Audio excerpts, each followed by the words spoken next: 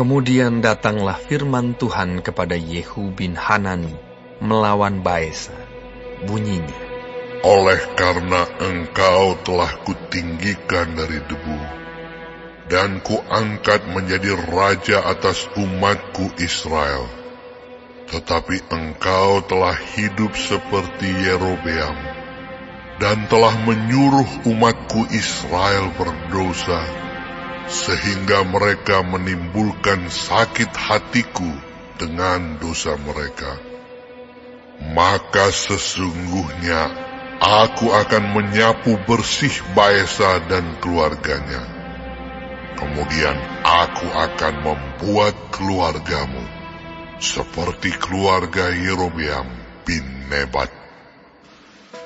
Siapa yang mati daripada Baesa di kota akan dimakan anjing, dan yang mati daripadanya di padang akan dimakan burung yang di udara. Selebihnya dari riwayat Baesa dan apa yang dilakukannya dan kepahlawanannya, bukankah semuanya itu tertulis dalam kitab sejarah raja-raja Israel? Kemudian Baesa mendapat perhentian bersama-sama dengan nenek moyangnya, dan ia dikuburkan di Tirza. Maka Ela, anaknya, menjadi raja menggantikan dia. Juga dengan perantaraan Nabi Yehu bin Hanani, firman Tuhan telah datang melawan Baesa dan melawan keluarganya, baik karena segala yang jahat yang telah dilakukannya di mata Tuhan, sehingga ia menimbulkan sakit hati Tuhan dengan perbuatan tangannya, dan dengan demikian menjadi sama seperti keluarga Yerobeam, maupun oleh karena ia telah membunuh Yerobeam. Dalam tahun ke-26 zaman Asa, Raja Yehuda, Ela, anak Baesa, menjadi raja atas Israel di Tirza. Ia memerintah 2 tahun lamanya. Zimri, pegawainya yang menjadi panglima atas setengah dari pasukan kereta, mengadakan persepakatan melawan dia.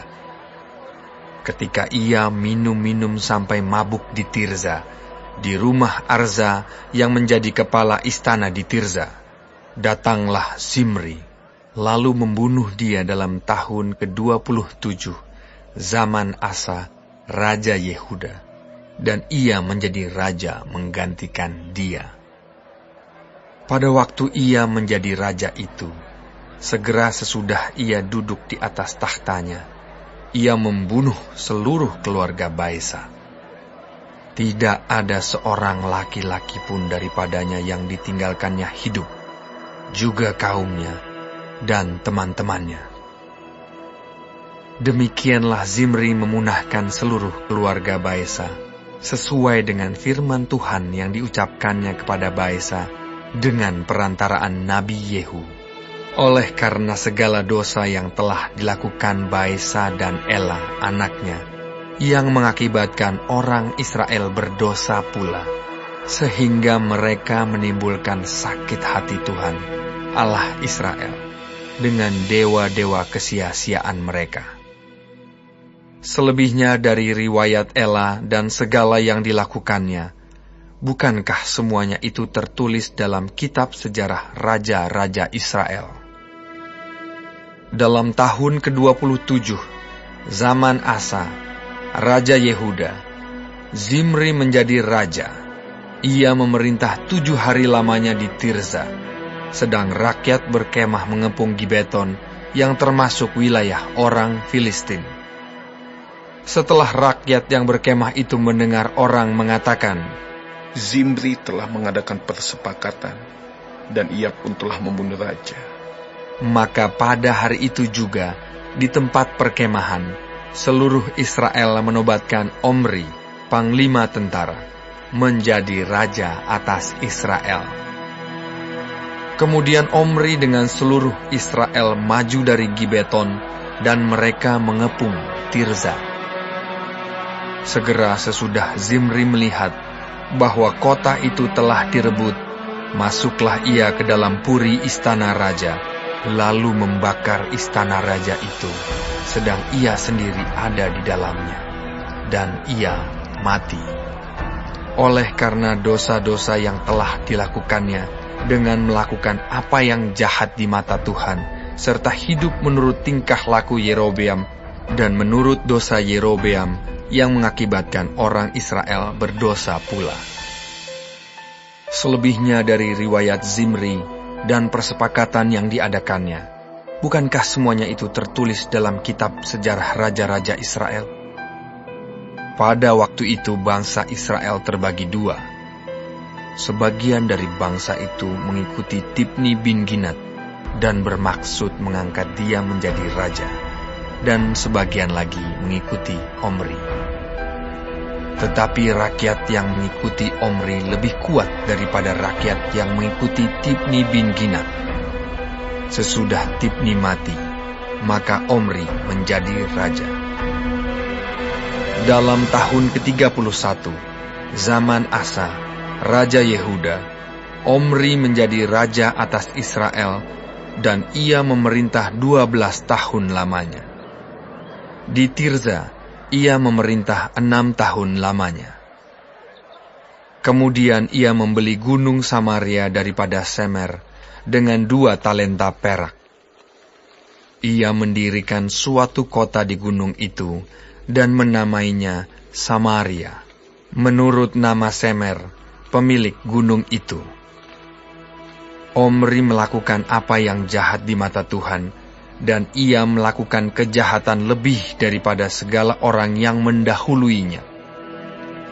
Ia hidup menurut segala tingkah laku Yerobeam bin Nebat, dan menurut dosa Yerobeam yang mengakibatkan orang Israel berdosa pula, sehingga mereka menimbulkan sakit hati Tuhan, Allah Israel, dengan dewa-dewa kesia-siaan mereka.